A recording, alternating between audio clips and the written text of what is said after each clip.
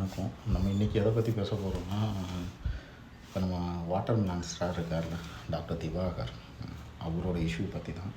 So our point of வியூவில் அவர் என்ன சொல்கிறாருன்னா, அந்த வாட்டர் மிலான் சீன் கஜினி மூவியில் வந்தது இப்போ என்னால் தான் ஃபேமஸ் ஆச்சு. நான் அதனால தான் இப்போ வந்து கருப்பு மூவி ட்ரெய்லரில் அதை ரீக்ரியேட் சூர்யா சார் பண்ணியிருக்காரு அப்படிங்கிறாங்க.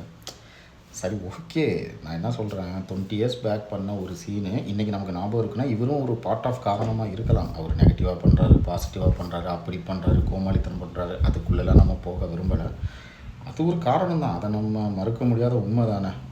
அவர் பண்ணனால தான் அவரை கலாய்க்கிறதுக்கோ இல்லை அது உங்களுக்கு காமெடியாக இருந்துச்சோ இல்லை நெகட்டிவாக ஸ்ப்ரெட் ஆச்சோ. பட் அந்த சீன் வந்து இப்போ ரீசெண்டாக அது ட்ரோல் ஃபேம் ஆனதுக்கு அது ஒரு காரணம் தான்.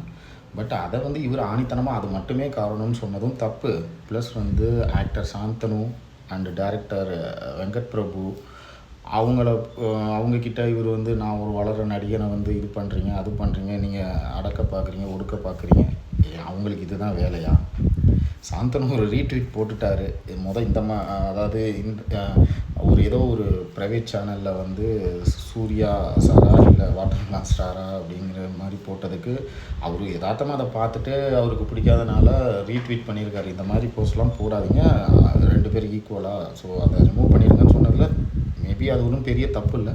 அதுக்கு இவர் தட் மீன் வாட்டர் மிலான் ஸ்டார் அவர் ரியாக்ட் பண்ணவும் தப்பு. ஏன்னா அந்தளவுக்கு அவ்வளோ பெரிய ஒரு ஆக்டரையோ அவ்வளோ பெரிய ஒரு டேரக்டரை வந்து அந்தளவுக்கு பேசியிருக்க கூடாது.